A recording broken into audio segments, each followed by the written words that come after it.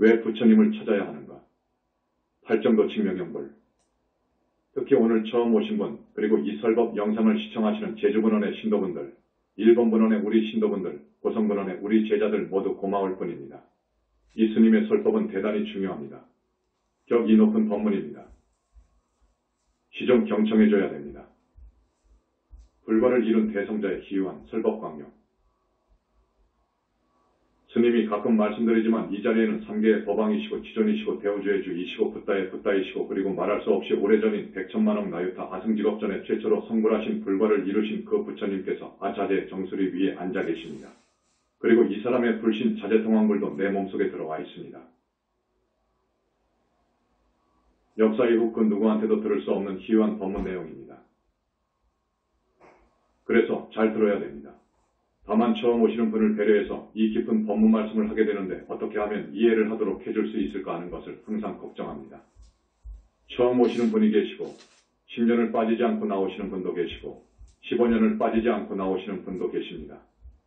왜 부처님을 찾아야 하는가? 팔정도 칙명연불. 오늘의 법문 제목은 전번 우리 영산불교대학 학예수련회 특별법문 내용, 그때는 수련회에 참석한 1000여 명의 학생들이 모두 어린이가 되어 마음이 들떠 있어서 오늘로 미루고 법문을 생략했습니다. 그때는 학생들한테 이런 법문을 꼭 해줘야 되겠다. 우리 학생들에게 내가 1년에 한 번 내지 2번 정도 해주는데 이런 종합적인 우리 정법교단의 핵심 법문을 꼭 해줘야 되겠다고 생각했습니다. 오늘로 미루기를 잘했어요. 오늘 처음 오신 분들이 많고 수련회 붙들던 마음도 정리되었을 것이라는 생각입니다. 그래서 왜 부처님을 찾아야 하는가? 왜 우리는 부처님을 찾아야 하는가? 왜 우리는 석가모니 부처님을 언제나 간단없이 마음속에서 간절히 염해야 생각해야 되는가? 그 말입니다. 좀 어려운 말로 하자면 팔정도 칙명연불입니다. 우리 붓다교단의 수행법입니다. 이 법을 우리가 살아야 됩니다. 그러면 우리는 금생도 잘 살 수 있고 다음 생 절대로 지옥 내지 사막도, 지옥 악이 축생에 떨어지지 않습니다. 하늘을 가고요. 잘하면 성중하늘에 태어나고요. 더 잘하면 윤회를 벗어나는 아라한 성자가 되고요. 또 스님 말씀대로 바라는 대로 잘 살면 3계를 탈출해서죠. 극락세계까지 왕생할 수 있습니다. 자성무소유 직견노선하는 부처님이 계신다는 것. 오늘 이 주제로 법문을 하게 되니까 몇 달 전에 이어서 했던 자성무소유 직견노선화 법문은 자연히 다음으로 미루어지게 되었습니다. 다음에는 꼭 해드리겠습니다. 이건 대단히 중요합니다. 부처님이 계신다는 것입니다. 그런데 공부를 못해서 성근공덕이 부족해서 못 볼 뿐이에요. 자성무소유의 경지에 들어가면 누구나 부처님을 볼 수 있습니다. 그런데 지금까지의 불교는 공사상 이것을 이야기 못했습니다.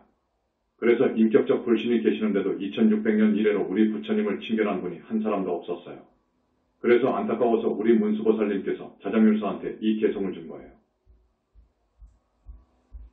자성무소유 직견노선화 개성이 있습니다. 그 개성이 화엄경에 나오는데 그것은 너무 중요해서 다음 시간에 꼭 해드리겠습니다. 부처가 없다고 하는 세상에 내가 이걸 아주 뒤로 미룬 거예요. 부처님께서 빛의 몸으로 현지사에 와 계시다. 이자삼점의 비밀. 이제 화엄경의 말씀을 들이대고 또 금강경 반야경의 부처님 말씀을 원용하고 법화경의 부처님 말씀을 들어서 부처님은 계신다. 실존하고 계신다. 나유타급하고도 아승직업 전에 불과를 이루신 우리 부처님은 법계에 저기 중생이 상상할 수 없는 깊은 상적광세계 연화장세계에 계신다. 필요하실 때에는 이 사바세계를 찾아오신다. 단 애제자를 붙다 만들 시기가 될 때 그때 한해서 빛의 몸으로 오신다. 육신의 몸을 받아서도 가끔 오신다. 우주가 성겁이 되어서 죽업으로 들어갈 때 부처님이 육신을 살아 몸을 받아서 오셔요. 불법을 펴시고 그리고 성근종자들을 윤회에서 벗어나도록 하시기 위해서 오셔요. 오시는데 이제 죽업의 한창 중간이나 말쯤 될 때는 한 사람의 제자를 붙다 만들어 가시기 위해서 빛의 몸으로 오셔요. 그런데 이번에는 열반경에 있는 것처럼 이자삼점의 비밀, 그건 부처님의 예언이시기 때문에 내가 아직 해설을 안고 있는데 법보와 삼신을 갖춘 세 분의 부처가 새롭게 탄생한다. 는 말이어요. 오늘 그 말만 해드립니다. 그때가 지금인 900세인데 부처님께서 빛의 몸으로 오셨습니다. 오늘 처음 오신 분, 부처님께서 현지사에 와 계십니다. 이 소식은 정말로 경천동지 할 소식입니다. 오직 우리 현지사에 와 계셔요. 또 한 번 스님이 진실을 말씀드리는 것이어요. 부처님 말씀에 나를 찾지 않는데 갈 수 없느니라. 그러십니다. 3개의 중생이 나를 간절히 찾는 저 중생들이 있다. 그거예요. 거기를 가시는 거예요. 그리고 그 빛의 몸으로 보신의 몸으로 인격적인 불신, 조금 어렵게 말하면 인격적인 불신의 몸으로 지금 현지사에 와 계셔요. 세 사람에 붙다가 완전히 붙다 이룰 때 다 데리고 가셔요. 그러면 또 한참 동안 안 오셔요. 그거 아십시오. 그래서 지금 대단히 중요한 때입니다. 여러분 대단히 중요한 때입니다. 부처님께서 와 계실 때 부처님과 인연을 지어라. 이때를 맞아서 부처님과 인연을 지어야 돼요. 사는 길은 그것밖에 없어요. 영원히 지옥에 가지 않고 짐승이 되지 않고 윤회고에서 해탈하고 서방정토 극락세계에 가서 살려면 부처님께서 와 계실 때 부처님과 인연을 맺는 거예요. 부처님은 계십니다. 그런데 너무너무도 말로 할 수 없이 위대해요. 상모도 그렇고 인격, 정신, 마음씨가 너무너무도 고와요. 불발을 이루시기 전 부처님은 우리 중생은 탐욕심이 지나칠 정도로 마음속에 가득하고 잔혹하고 미운 사람을 보면 미워하고 증오하고 생각이 어리석어 업을 짓습니다. 그런데 우리 부처님께서는 최초로 성불할 때까지, 그러니까 오랜 과거지요. 무수겁을 살아오시면서 상대에게 죄송하게 되었습니다. 잘못했습니다. 라고 하는 잘못을 범하지 않았다고 해요. 이거 아주 중요한 말입니다. 절대로 산목숨을 죽이지 않았고요. 그런 살인을 한다든지 살생을 한다든지 하는 것은 마음에 지나친 탐욕과 그리고 분노, 어리석은 마음 때문에 그런 업을 짓는 거예요. 해충이라고 하더라도 함부로 죽이지 않았습니다. 아무리 끓여먹을 식량이 없어서 죽을지라도 3일을 굶고 닷새를 굶을지라도 남의 것을 훔칠 생각은 추호도 없고, 죽는 한이 있더라도 성욕을 참아서 도덕적으로 도의적으로 법적으로 정해져 있는 부인이 아니면 범하지 않았고, 거짓말하지 않았답니다. 3대 아승지 겁을 그렇게 살았어요. 그런데 우리 중생들은 그렇지 않습니다. 중생들은 생각이 악하고 부도덕합니다. 우리는 정말 잘 들어야 됩니다. 악하고 부도덕해요. 우리는 부처님의 제자로 부처님께 귀의한 우리 불자들은 이거 생각해야 돼요. 그러면 안 돼요. 악하고 부도덕하기 때문에 내가 살기 위해서는 남을 죽이고 훔치고 간음하고 거짓말합니다. 정말로 못된 사람은 자기를 낳은 부모님도 죽이고 등기로 살해하고 부처님을 시해하고 아라한이나 보살이라고 하는 성자를 죽이고 정법회상을 못되게 들고 나아가서 핍박하고 능멸하고 모독하는 등 이런 죄를 지었고 또한 짓고 있어요. 이 죄가 가장 무서운 죄입니다. 이 거룩하고 그 위대하고 훌륭하신 부처님이 계시는데도 절대 불보살이 없다 하고 마음이 부처이지 불보살이 있다고 하는 것은 말이 되지 않는다. 그 오히려 사마외도라고까지 규정하면서 흉보고 비아냥거립니다. 부처님께서 보신 사후세계, 그런데 사후세계가 있거든요. 오늘 처음 오신 분, 죽어서 지옥을 가는 사람도 많고요, 짐승되는 사람도 있거든요. 이게 분명하거든요. 이렇게 분명히 봤던 분이 역사이후로 부처님 뿐입니다. 사후세계를 분명히 보신 분은 부처님 뿐이었어요. 또 그리고 아주 착하고 선한 일은 다 하고 남을 위해서 봉사하고 사랑하고 자기 욕심을 누르면서 산 사람은 하늘 가는 것을 보았고 하늘을 다 통찰하셨고, 그리고 성자답게 한평생을 깨끗이 산 사람은 성중하늘에 간 것을 아셨고, 더욱더 인생을 알차게 진실하게 정직하게 좋은 일 많이 하면서 이 생각을 하나로 모아서 선정에 드는 사람들은 성자의 반열에 올라가서 성중하늘에 태어나는 것을 알았고, 윤회를 벗어나는 것을 알았고, 윤회 생사하는 것, 그 생사를 벗어날 수 있는 벗어나는 그 세계도 봤고 정토도 봤습니다. 부처님은 우주의 법과 형태를 완전히 통달하신 분. 부처님께서는 우주의 이법을 또 우주의 형태를 완전히 알아버리신 분입니다. 어떻게 해서 이 우주가 생기고 사람이 생기고 하는 이 생명의 비밀, 우주의 비밀 모두를 통달하신 분. 우주 진리와 완전히 진리 같아서 부처님은 기합하셨어요. 그래서 마침내 무량광이라고 하는 불가사의한 빛을 발명해가지고 당신의 불신을 만들고 함으로써 미래제가 다하도록 죽을 수 없는 당신의 몸뚱이를 만드신 분이 부처님이어요. 부처님이 계셔요. 부처님이 나온 주에서 능 평가 가치가 없다. 많은 종교도 있고 또 우리 불교만 하더라도 팔만대장경이라는 것이 경율론 3장이 있습니다만 많은 불교학자들이 출세했고 큰 스님들이 출세했습니다. 그래서 부처님의 말씀을 주해한 분들이 이루 헤아릴 수 없이 많이 출세했어요. 금강경이나 법화경이나 화엄경을 주해한 분들이 이루 헤아릴 수 없이 많이 출세했어요. 그런데 부처님의 안목에서 볼 때는 합격점을 받을 만한 주에서는 없었어요. 힌두교에서 자랑하는 우파니샤드라든지 바가바드기타 등은 대단한 성전입니다. 그러나 부처님 입장에서 볼 때는 그것은 사마외도서이어요. 외도서예요. 현지사에서 나올 주에서는 높이 평가.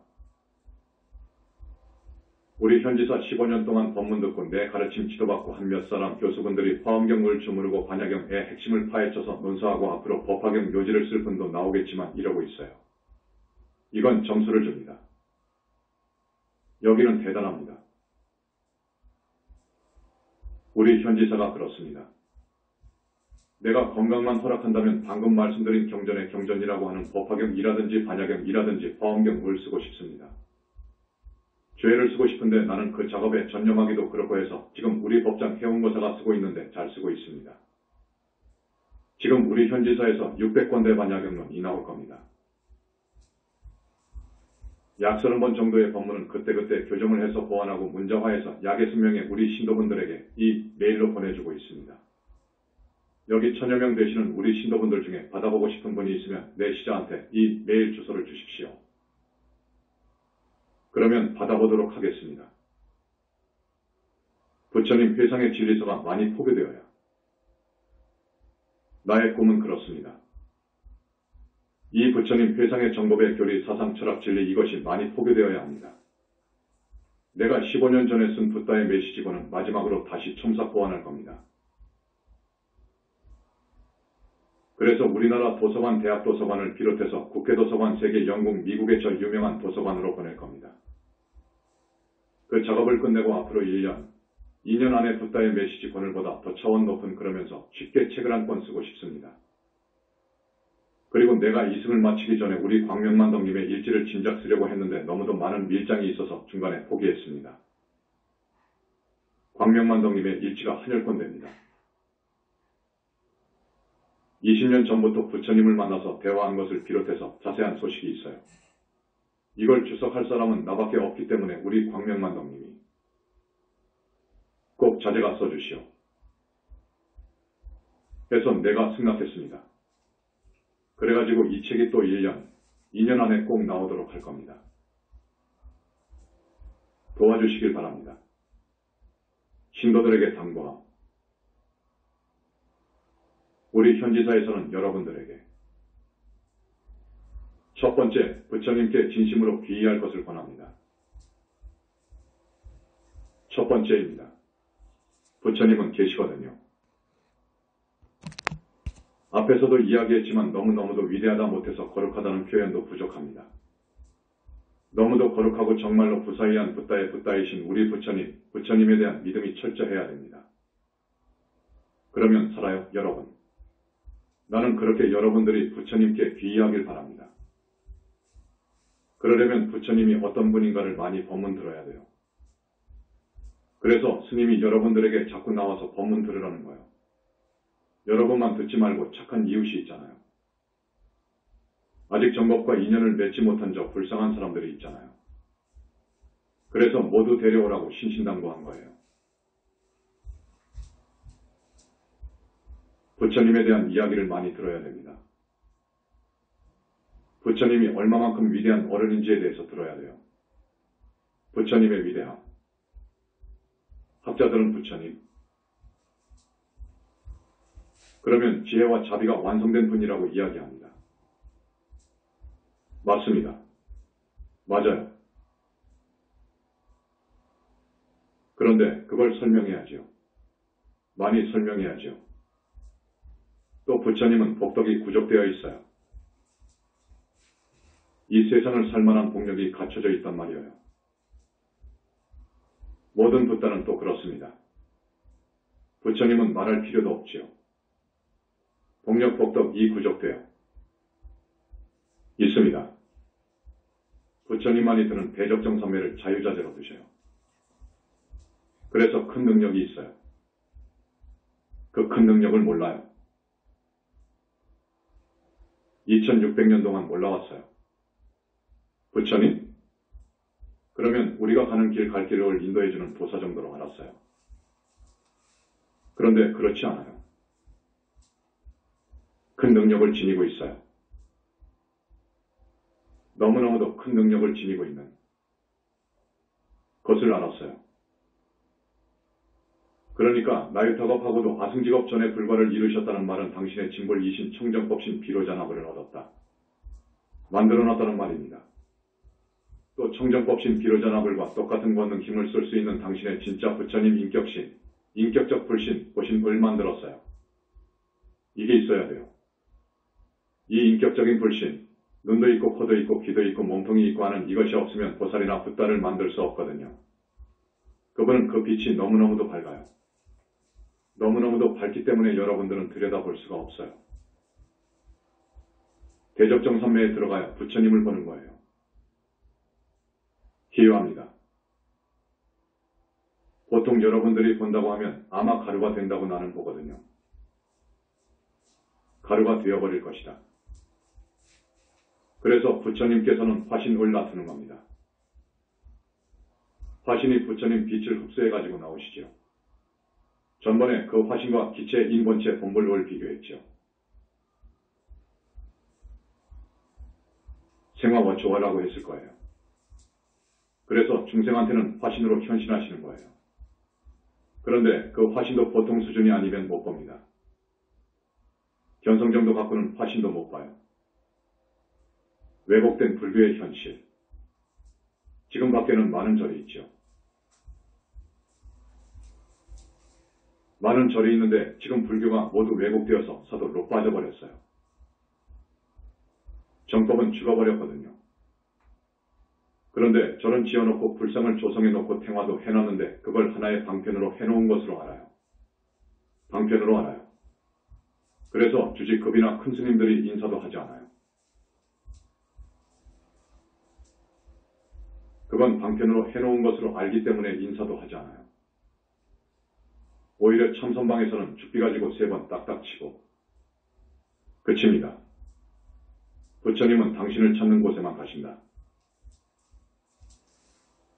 그런데요. 부처님을 찾지 않는 사람한테 내가 뭐 때문에 가느냐? 그러시거든요. 오히려 모독하고 능멸하는데 내가 왜 가느냐? 그러시거든요.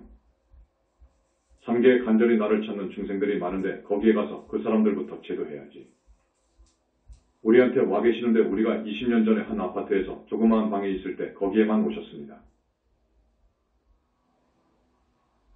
세계뿐만 아니라 우리 대한민국의 절이 얼마나 많습니까? 수만 개입니다. 그러나 갈 수가 없어요. 계율도 안 지키는데요. 부처가 없다고 그러는데요. 오히려 능멸하는데요. 안 가십니다. 안 가신다는 거요. 그때 벌써 다보부처님께서 다보탑을 타시고 보나보살들이 땅에서 올라오신 거예요. 그래서 정말 우리가 이제 신도가 생기고 힘이 생기면 절을 하나 지어야 되겠다. 거룩한 절을 지어드려야 되겠다. 해가지고 38선 넘어 춘천에다가 장소를 잡아가지고 정각을 지은 거예요. 그 정각도 처음에는 조립식이었습니다. 거기에다가 부처님을 모셨단 말이에요.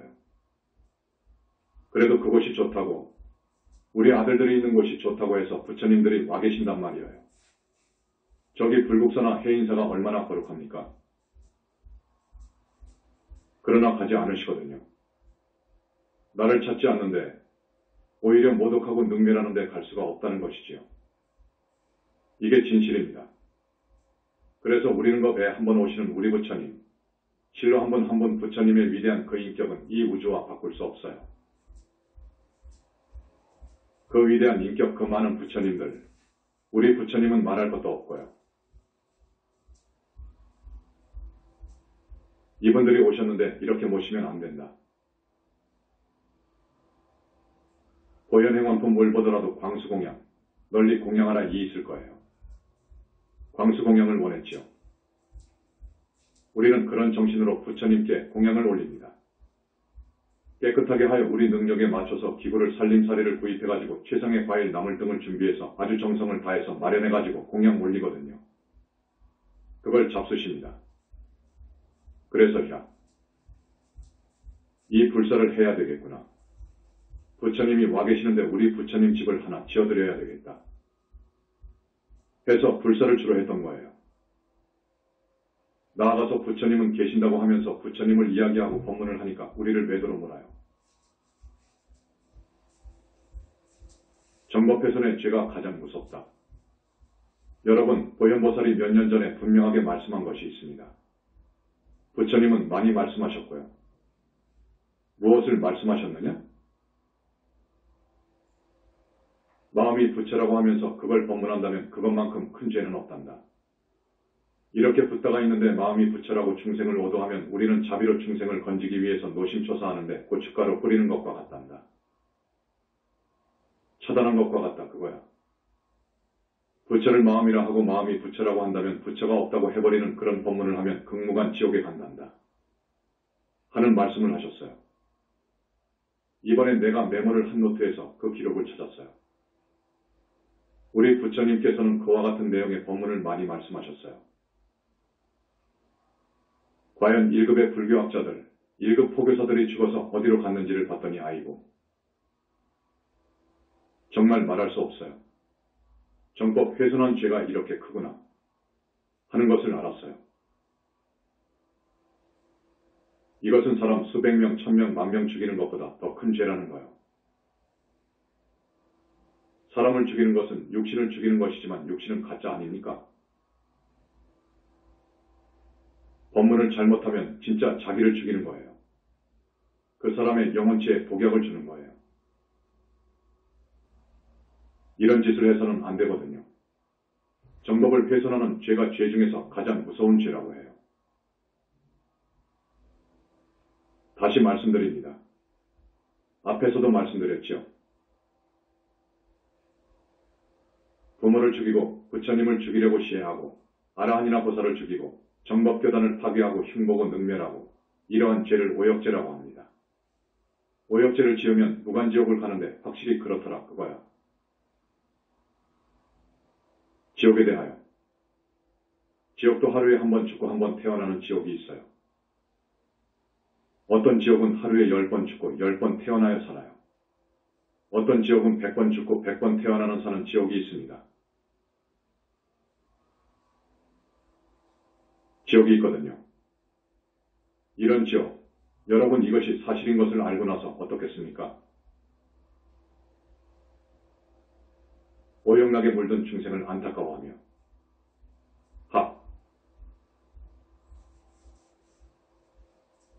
법문을 해야 되겠구나. 이거 세상 사람들은 모르거든요. 탐욕에 가려가지고 이 세상 사람들 마음이 어떤지 압니까? 앞에서도 말했지만 오용락에 집착해 있습니다. 이걸 탐욕이라고 해요. 이 탐욕, 감각적인 욕망, 이것을 경에서는 비유해서 5가지 색깔에 물들었다. 고해요. 5가지 색깔로 물들어 있다 그거라. 탐욕으로 물들어 있어요. 오용락에 집착해 있어요. 거기에만 관심이 있어요. 돈에만 관심이 있고 여자에만 관심이 있고 출세에만 관심이 있다 그거요. 틀린 말입니까? 중생이 그렇다 그거요. 그리고 자기 뜻대로 안 되면 화내고 성내고 분노하고 의심합니다. 요즘은 완전히 불신 시대입니다. 말 안 들어요.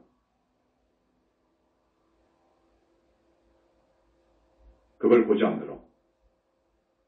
여러분 오늘 처음 오신 분, 예수님의 진실한 호소의 말씀을 꼭 믿고 듣는 분은 정말로 전생에 성근이 있는 분들이에요.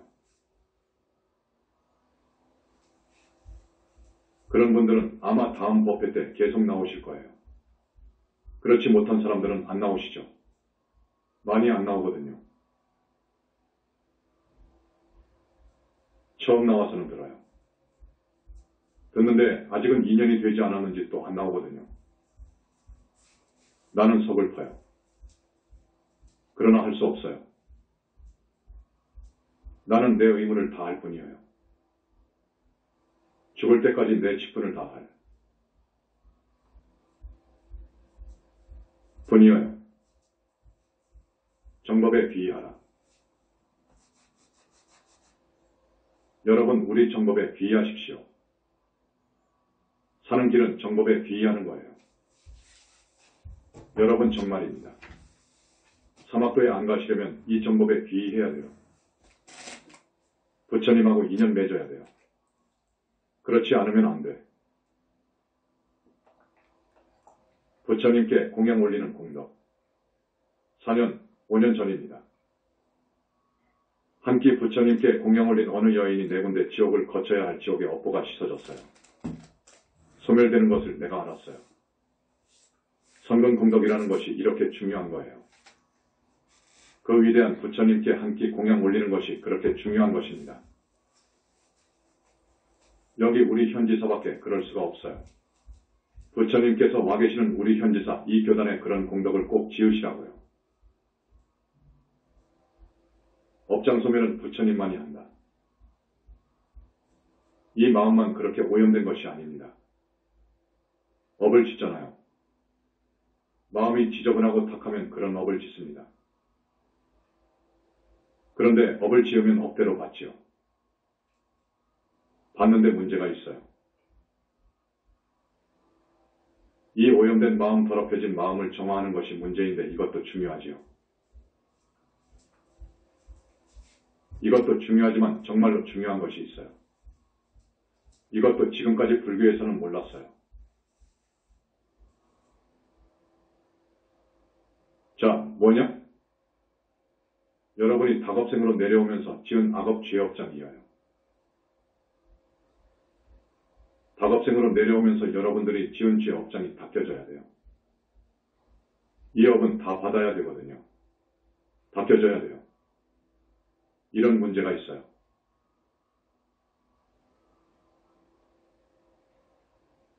그런데 그 업장은 태산만 하다고 그래요.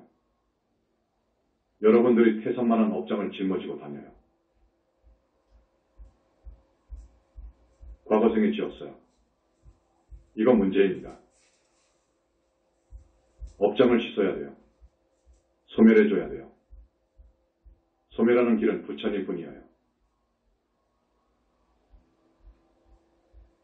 소멸해주는 분은 부처님 뿐이에요.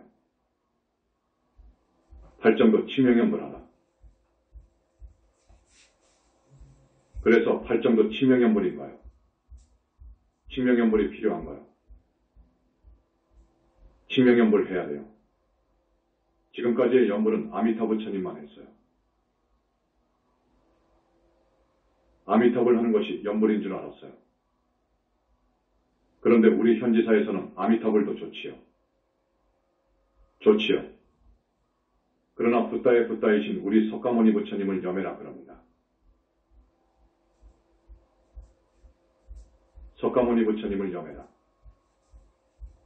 정말 간절한 마음으로 찾아라.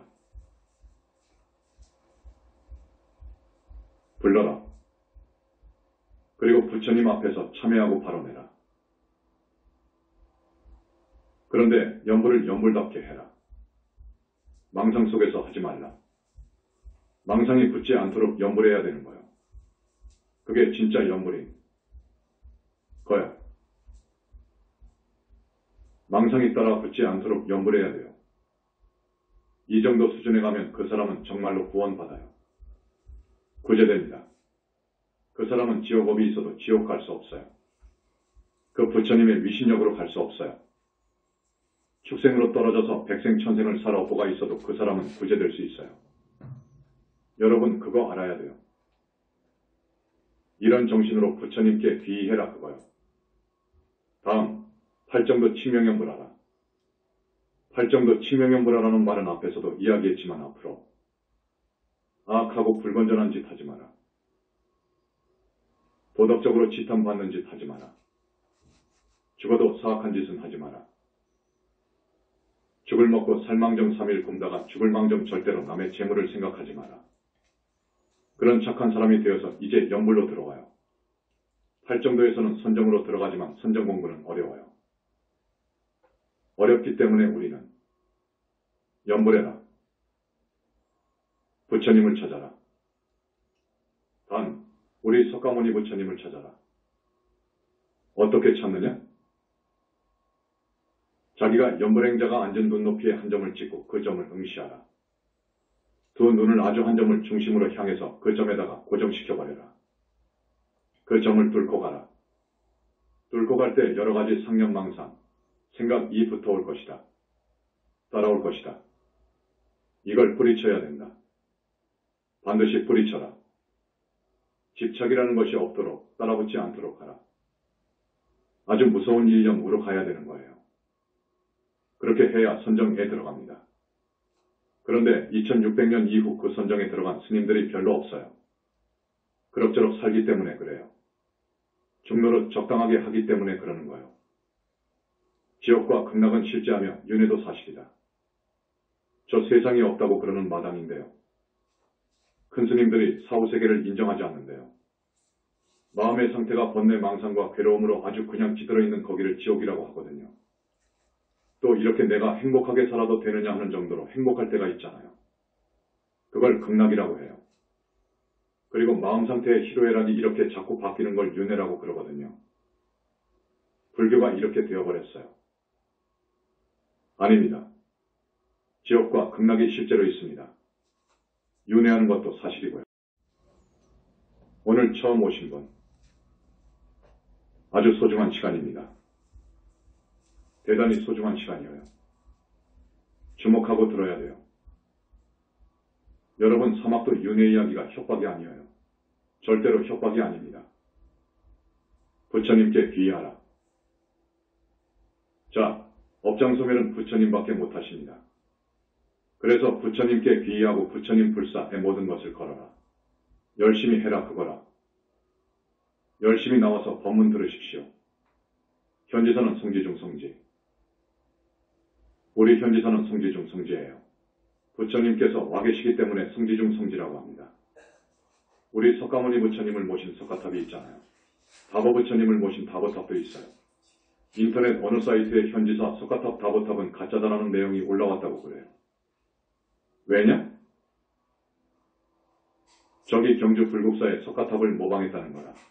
그러니까 가짜다라는 말이 올라왔다고 해서 내가 어떻게 했겠습니까? 그냥 웃음이 나오지요. 우리 석가탑 다보탑은 부처님께서 저만했습니다. 저만하지 않으면 그건 아닙니다. 불상도 역시 그런 거예요. 부처님께서 저만하셔요. 저만하는 장면이 어마어마해요. 그래서 링크랭까지 시켜놨단 말이에요. 저기 보정점토에 다보탑하고 링크 시켰어요. 이거 기막힌 이야기입니다. 영산점토 저쪽 석가탑하고 링크되어 있기 때문에 우리 탑 앞에서 일심으로 열심히 연불하면 부처님께서 와 계셔요. 부처님은 원근이 없어요. 멀고 가까운 것이 없어요. 여러분이 진심으로 부처님을 부르면 여러분 앞에 와 계셔요. 광명만덕님, 부처님과 대화하다. 우리 광명만덕님, 100광년, 100억 광년 떨어진 저쪽에 붙다 하고 이야기해요. 우리 부처님께서 삼계를 이렇게 중생을 살피며 다니시다가 어느 국토에 가셔서 법문도 하시는 경우가 있어요. 부처님과 직접 대화를 하십니다. 여기 옆에 계시는 것처럼 대화합니다. 그렇게 되는 거예요. 부처님을 능멸하는 불교 이단아 종단. 어떤 종파에서는 이런 부처님을 없다 하고 이런 부처님을 얼마나 능멸한 줄 압니까? 사기꾼이라고 하고요. 내 앞에서 지금 그런 말을 하면 뭐 그냥 몽둥이로 한방 쳐서 죽인다는 그런 말도 하고요. 내 전생은 부처님하고 자기 연호를 댄 사람도 있고요. 이건 법 중심이 된 지난 불교 때는 이해하겠지만 부처님 중심의 지금 이 시대, 현지사 이 시대에서는 이건 용서되지 않습니다. 그런 큰 어른을 갖다가 능멸하는 법이 아닙니다. 겨우 견성 정도 했다고 부처님을 갖다가 그렇게 폄하하면 안 됩니다. 아라한 보살되기는 어렵다. 견성 정도, 내가 비유를 하나 생각했어요. 아라한이 된다는 것이 얼마나 어려우냐. 말하자면 중생들은 업을 따라서 육도를 윤회하는데 도저히 벗어날 수 없는 겁니다. 이 감옥을 벗어날 수가 없어요. 윤회의 감옥을 벗어날 수 없거든요. 벗어날 수 있는 힘을 얻어야 벗어나는 것인데 중생은 그러지 못하기 때문에 육도를 윤회하거든요. 육도가 아니라 사실상 사막도를 윤회한다고요. 이게 불쌍한 중생의 모습입니다. 아라한이 되면 윤회를 벗어납니다. 아라한 되기가 얼마나 어려우냐. 자력으로는 정말로 이루기 어려워요. 큰 스승을 만나서 공부를 해야 되는데 얼마나 어려우냐. 1000년 전에 신라 땅에서 도보로 저기 서천축, 지금의 인도 땅을 가는 정도로 어려울 거예요. 1000년 전입니다. 내가 그렇게 비유하면 되겠다. 라고 생각했습니다. 신라 땅에서 인도까지 도보로 가는 것. 중국 당나라 때 현장 법사가 부처님 법을 구하기 위해 도보로 저 인도를 갔잖아요. 그 법차 같습니다. 신라에서 인도 땅에 간 것만큼 어렵다. 자, 그 당시 길이 있습니까? 온통 정글입니다. 군데군데 높은 석벽 돌바위 돌산이 가로막혀 있지요. 독사, 정갈, 호랑이, 맹수 등이 뜨글뜨글하지요. 사고사 당한 데는 귀신들이 있지요. 도적대 이글거리는 태양, 갈증, 질병, 굶주림, 추위. 그래서 이 도보로 간다는 것은 상상할 수 없어요. 여러분 인도 땅까지 걸어서 간다는 것은 상상할 수가 없어요. 그래도 해초, 통일신라 경덕왕 때 승려 704에서 787. 일찍이 해로로 남양을 거쳐 인도의 성지를 순례하고 5000축을 답사한 후 육로로 서역을 돌아 중국 당나라에 들어가 불경 번역에 종사하였다. 그의 인도 기행문인 왕오천 축국자는 유명하다. 같은 사람이 신라 땅에서 출발하여 인도 땅까지 갔어요. 이거 대단한 것입니다. 윤회를 벗어나는 일이 그만큼 어렵다고 생각하면 돼요. 아라한 되는 일이 그렇게 어려운 거예요. 누구나 다 하는 것이 아니어요. 부처님에 대한 신심이 아주 깊은 사람이 법을 구하려고 그렇게 출발했어요. 사는 법을 구하려고요. 죽지 않는 법이 있다. 그걸 구하려고 그랬습니다. 그런데 자력으로는 그렇게 어려운 거예요. 이게 아라한 되는 길이에요. 그러나 우리 현지사 보살이 되는 일도 해내고 있습니다. 지금 8명 정도 나왔습니다. 아라한에서 보살이 된다는 것은 더 어려운 거예요. 그래서 내가 비유를 자력으로 달나라나 화성에 가는 것과 같다. 자력으로 달나라나 화성에 가겠습니까? 로켓을 타고 가야지요. 그렇게 어려워요. 그런데 여기는 한다 그거요. 왜냐? 그 거룩한 부처님 내지 오열에 아주 기라성 같은 부처님들이 와 계시잖아요. 현지사의 행사의 기원. 여러분 지난번 학예 수련회에 나온 1000여 명의 우리 학생들, 우리 부처님께서 업장도 많이 씻어주시고 성중들이 그 안위를 철저히 봐준 거예요. 혼념하고 보살펴준 거예요. 복을 많이 지은 거예요. 우리 현지사 행사는 그렇습니다. 이번 다가오는 7월 칠석대제도 있는데 꼭 동참하세요. 칠석대 내리는 물이 인간의 몸에 좋습니다. 저기 하늘물도 아라한이 먹는 물이 있고 보살이 먹는 물이 있고 붓다가 먹는 물이 있고 붓다가 목욕하는 목욕탕이 있고 보살이 목욕하는 목욕탕이 있는 등 다 있어요. 이번에 칠석제, 저기 칠원성부님이 계시는 하늘물을 내릴 거예요. 여러분 그걸 잡수시면 아주 좋아요. 이것은 부처님 이후 처음 있는 일이에요. 여러분 한번 생각해 보십시오. 언제 어느 절에서 그런답니까? 그런 일이 있었습니까? 없었지요. 자, 그렇게 동참해 주시기 바랍니다. 교하라, 그리고 팔정도 치명연불하라. 앞에서 한 말에서 이어갑니다. 자, 업장만 그렇습니까? 중생들은 마음이 그렇게 물들어 있고 또 정신 상태가 그렇게 악하고 불건전하게 되어 있습니다. 거기에다가 다급생으로 내려오면서 지은 죄업장이 있잖아요. 그 다음에 뭐가 있는지 아십니까? 빙의된 원결 마장이 있습니다. 이건 정말 모릅니다. 우리 현지사 신도를 밖에 모를 거예요. 빙이라는 것도 몰라요. 마장 빙의 원결이 무슨 말이냐 그러지요. 아무리 큰 스님들도 몰라요. 죽은 게 더 모르는데요. 빙의된 원결 마저는 부처님만이 떼어줘요. 이것 떼지 않으면 절대로 공부할 수 없어요. 이거 안 떼면 안 됩니다. 원결을 떼지 않으면 금생 아니면 다음 세상에 그 원결한테 죽어요. 반드시 죽어요.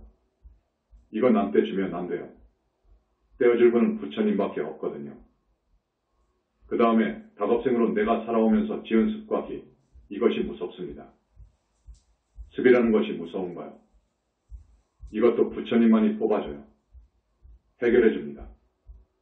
그 다음에 우리가 전생에 크게 복을 지었으면 모르되 그렇지 않으면 나를 사랑하고 나를 낳아 길러주신 우리 부모님이 돌아가셨으면 그 돌아가신 우리 부모님이 거의 100% 지옥에 있거든요.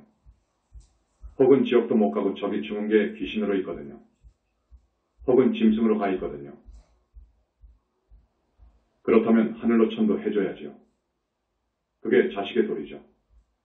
이러한 효를 할 줄 모르면 사업에 크게 성공할 수도 없고 하늘에 가서 태어날 수도 없고 성중하늘은 더더욱 갈 수도 없고 아라한도 될 수도 없고 보살은 절대로 될 수가 없는 거예요.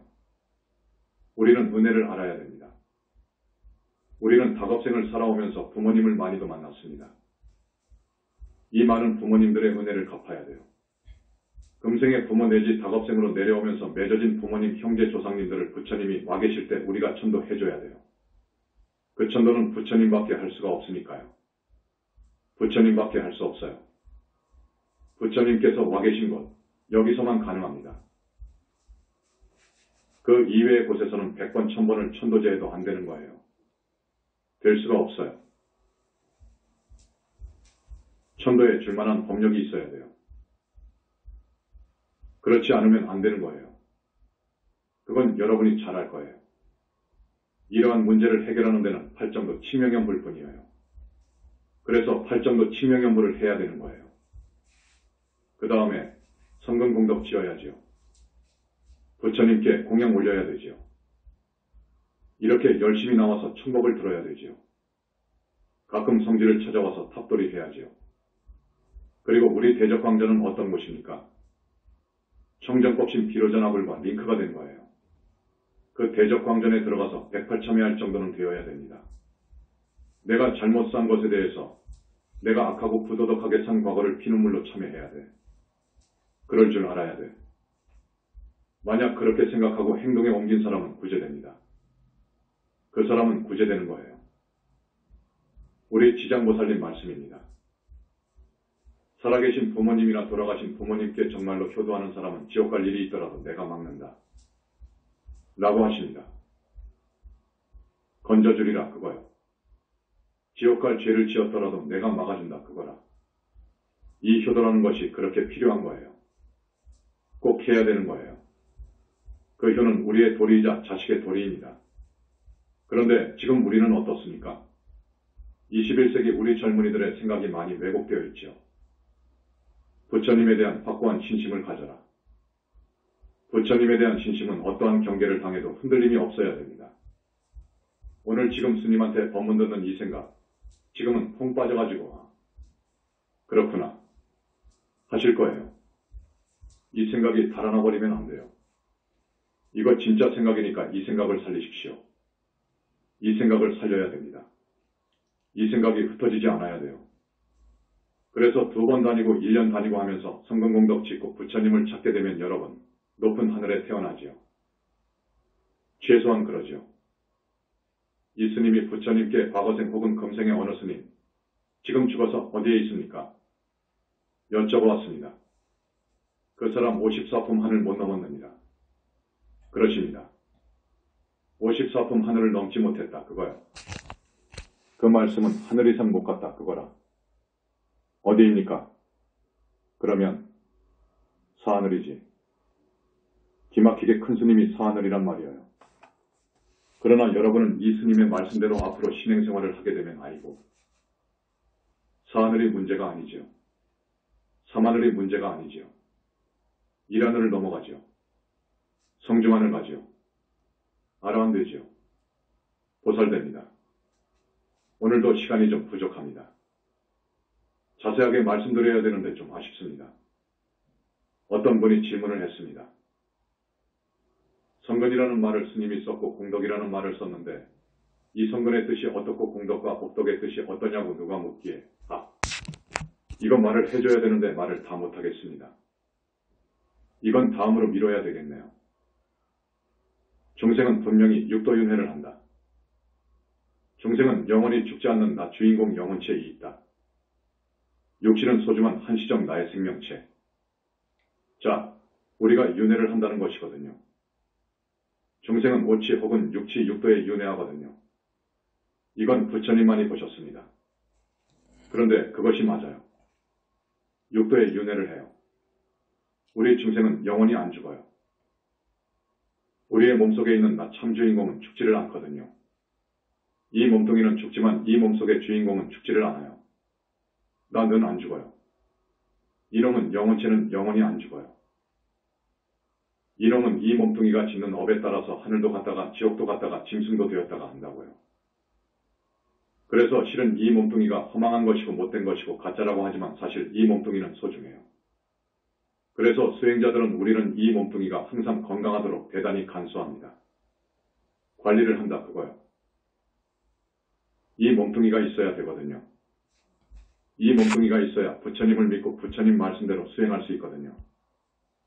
이것이 행하는 데 따라서 지옥이나 축생이나 악이나 하늘은 과거의 땅입니다. 과거의 세계거든요. 그래서 이 육신이 가짜지만 대단히 소중한 한시적인 나의 생명체인 것이 분명합니다. 그렇게 아십시오. 인간과의 실상과 참된 불자의 삶. 이 인간 세상이 사실은 살만한 곳도 됩니다. 인간 세상이 지옥이나 축생에 비하면 천당이지요. 그런데 사실 인간 세상을 들여다보면 고통의 연속이어요. 고민거리, 근심걱정 등등 연속이어요. 자, 병고도 그렇지요. 병고도 크고 작은 온갖 병을 얻어서 인간은 고통스러워하지 않습니까? 그리고 눈이나 귀나 입이나 몸뚱이가 완벽하게 태어나야 되는데 그렇지 못한 불구자로 태어나는 경우도 있잖아요. 또 춘혈로 태어나보세요. 추남으로 태어나보세요. 한 세상 대단히 고통스러워요. 가난한 집에 태어나보세요. 아무리 발버둥 쳐도 하루 세끼 못 먹는 집이 옛날에 많았습니다. 지금도 그런 사람이 있어요. 사업만 했다고 하면 망해요. 그런 사람이 있습니다. 밤낮 사기당하고요. 어떻게 소 팔고 논밭전지 팔아서 대학은 나왔는데 취직이 안 돼요. 보는 시험마다 낙방하고요. 그 사람은 얼마나 고통스러운지 압니까? 이거 인생이에요. 남편이 외도한단 말이에요. 좋다 할 사람 없을걸요. 형사사건으로 감옥살이 해요. 또 왕을 잘못 만날 때 태어나면 그러니까 독일 나치의 히틀러 에이더 오스트리아 태생의 독일 정치가 1889-1945 1919년에 독일 노동당에 입당하여 1921년부터 나치스의 당수를 지냈으며 1933년에 독일 연방의 총리가 되고 다음 해 총통이 되었다. 반유대주의와 게르만 민족의 우월성을 내세워 제2차 세계대전을 일으켰다. 뒤에 연합군의 공격에 밀려 1945년 베를린 함락 직전에 자살하였다. 저서에 나의 투쟁이 있다. 가 통치했던 그 나라에 태어났다고 합시다. 그 나라로 이민을 간 유대인들이 어떻게 된 줄 압니까? 나치 히틀러가 통치했을 때 독일에서 살았던 유대인들, 서유럽에 살았던 유대인들 그 박해와 핍박이 말할 수 없었어요. 급기야는 나치 히틀러를 비롯해서 많은 서유럽 국가에서 유대인을 가스실에다 가두고 혹은 교수형 틀에 올려놓고 무자비하게 처형하는 거예요. 그 숫자가 무려 600만 명 정도 된다고 합니다. 이런 팔자로 운명으로 태어났다고 합시다. 그 다음에 소련의 스탈린 스탈린, 아이스 비스리언의 지적이 하시더래. 소련의 정치가 1879에서 1953, 10월 혁명 때 레닌을 도왔으며 레닌이 죽은 후 권력 투쟁에서 승리하였다. 독재적인 방법으로 사회주의 건설을 지도하고 헌법을 제정하였으며 1941년 수상에 취임하였다. 이 통치했을 때 정치범 수용소가 얼마나 무서운지 압니까? 섭씨 마이너스 40도, 섭씨 마이너스 50도의 그 혹한 해 지방에 그 수용소로 유배당해서 일요일도 눈이 와도 비가 와도 쉴 수가 없어요.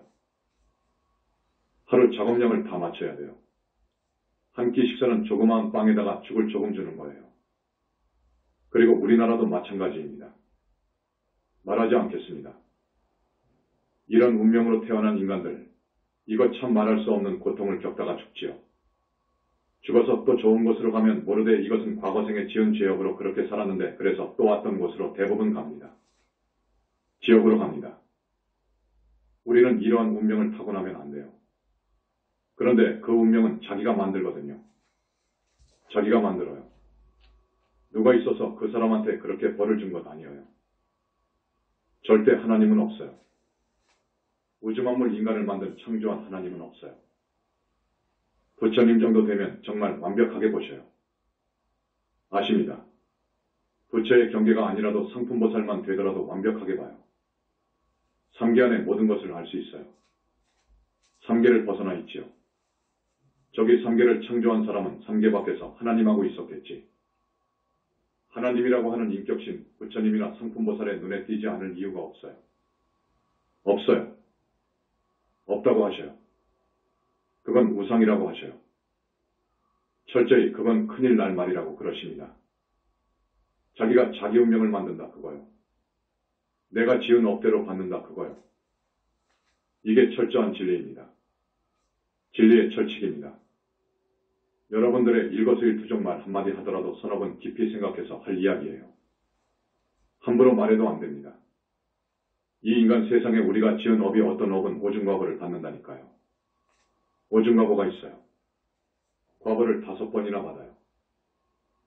그 때문에 지옥을 가지요. 그 지은 죄로 악이계에 나오지요. 축생으로 나오지요. 사람으로 나오더라도 그 습으로 그 업습으로 이런 신세가 된다니까요. 정치범수용소에 갇힌다든지 그런 불쌍한 신세로 나온다니까요. 그래서 이 인간으로 올 것도 아니어요. 우리 인간으로 올 것도 아니어요. 인간고해라고 말한 건 잘 들어맞는 말이에요. 우리는 자라서 결혼하지 않습니까? 시집가고 장가가게 되면 가족이 생겨요. 자, 부모님이 계시고요. 내 아들, 딸이 있고요. 또 손자, 손녀가 생겨요. 가족이 생겨요. 5명, 10명이 있어요. 그중 한 사람이라도 이런 운명으로 태어나게 되면 내 가슴이 아파요. 이게 인생이에요. 여러분 그런 운명을 지었다 하더라도 과거생의 업을 씻어버릴 수 있는 길이 있고 소멸할 수 있는 길이 있고 외도 마구니 마장을 완전히 정리해 줄 길도 있습니다. 그 정법의 길로 들어오세요. 부처님께 깊고 단단한 인연을 지어야 됩니다. 부처님을 항상 생각하고 부르십시오. 부처님을 부르면서 내가 과거생에 저질렀던 잘못을 참여하세요. 정말로 하루에 1시간씩이라도 10분씩이라도 진짜 공부를 해 가십시오. 이게 사는 길이니까요. 진짜로 공부하면 1000만 원이 문제가 아니라 몇 억의 가치가 있는 거예요. 그러니까 우리 신도분들 그런 진짜 불자의 삶을 살았으면 좋겠습니다. 불사에 전념하다. 지난 시간에 말씀드렸습니다. 우리를 보고 도대체 뭘 하는지, 부처가 되었다고 하는데 뭘 하는지 모르겠다는 사람이 있어요. 나서면 죽이려고 하니까 이 정법을 최소한 조용히 폈습니다. 우리는 죽을 수가 없지요. 자기들이 무간지옥 갈 업을 짓거든요. 그럴 수 있어요. 그래서 조용히 첫 번째 가는 불사에 전념하고 있습니다. 첫 번째로 가는 불사에, 진짜 불사에다가 우리가 전념하고 있어요. 진짜 현지사의 불사는 진짜 성근공덕이 되고 진짜 불사입니다. 붓다교단 만나기 어렵다. 부처님 말씀입니다. 인간이 허공에 해를 딸 수 없듯이 어둠을 쫓는 달을 딸 수 없듯이 무수히 빛나는 별을 딸 수 없듯이 부처 이루는 것은 이와 같이 어렵다. 저 허공의 해를 중생이 가질 수 없으며 어둠을 밝히는 달을 얻을 수 없으며 하늘의 별을 가질 수 없듯이 붓다 되기 어렵고 부처님 만나 뵙기 어렵다. 여러분 붓다교단 만나기 어려워요. 어렵습니다. 그런데 내가 보니까 불행하게도 10년 다닌 사람이 또 안 나오는 사람이 있어요. 참 안 됐죠. 내가 이렇게 고구정령하게 진실을 담아서 말씀 올리지만 어떤 사람은 지금 비웃는 듯이 나를 쳐다보고 있어요. 여러분 그 죄는 큽니다. 그걸 아무리 역설해도 안 믿는지 참 한심하지요. 한심스럽지요. 그러지 마세요. 부처님께 귀의하고요. 앞으로 스님 말씀처럼 그렇게 실답게 사십시오. 극무간 지옥에 갈 과거도 단절되는 유일한 길입니다. 부처님과 붓다교단에 성근공덕 지으면 그 공덕은 큽니다. 윤회를 벗어나고 삼계 탈출할 수 있지요. 그런데 금강경이나 다른 경전에 보면 묘하게 해석한 부분이 있어요. 이걸 앞으로 해석해 줄 거예요. 부처님께 진심으로 귀의하라. 마지막입니다. 법화경에 이런 말씀이 있어요. 박덕한 중생들은 성근은 심지 않고 빈궁하천하면서도 오욕을 탐착해서 허망한 생각과 간사한 소견을 따라서 업을 짓더라. 법화경 말씀입니다. 여러분 이거 진짜 말이에요. 성근은 심지 않고 빈궁하천하면서도 다만 오욕에만 관심이 있더라 그거요. 오욕락만 쫓더라 그거라. 불나방이 불을 쫓아가는 것처럼. 불나방이 불을 쫓아가면 어떻게 되지요? 불에 타 죽습니다.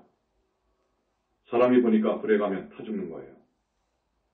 성자가 볼 때는 이 중생들이 죽으려고 천길 나락 함정으로 달려가요. 사는 길인 줄 알고요. 성근은 심지 않고요. 성근을 심어야 됩니다. 성근 공덕이 있어야 됩니다. 그래야 살아요, 여러분. 성근 공덕을 심어야 돼. 부처님께 진심으로 귀의해야 돼요. 부처님 계십니다. 언젠가 말씀드렸을 거예요. 여러분 세탁물을 물에다가 그냥 빠는 것은 충분치 않아요. 이것이 팔 정도예요. 아라한까지 밖에 못 가요. 세탁기에다가 하이타이 세제를 넣고 삶아가지고 해보세요. 그것도 몇 번이고 해보세요. 우리는 부처님 가피로 가야 돼요. 그래야 밝은 미래가 있습니다. 여러분 모두 다 돌아가실 때 잠자듯 가시길 바라고 돌아가시면 절대로 악도에 가지 마시고 하늘에 가나시고 남은 생 냉철하게 이성으로 생각하세요. 여러분. 붓다의 메시지건 한번 이성으로 보세요. 어디에 흠이 있는지요? 다른 종교의 성전을 보세요. 그런 말을 한 데가 있는지요? 자, 부처님 믿고 잘 믿고 철저하게 부처님 신심을 키우고 부처님 염불하시고 참여하시고 발언하시고 성근공덕 지으시고 그래서 모두가 다 윤회의 고통에서 감옥에서 벗어나기를 간절히 바랍니다. 자, 석가모니 부처님 거룩하신 석가모니 부처님 염불합니다. 염합니다. 나무 영산불멸 학수상전 시아원사 구원실성 석가모니불 석가모니불 석가모니불 석가모니불 천상천하무여불 시방세계 영무비 세간소유와 징견 일체무유여불자 고아의 신기명 정매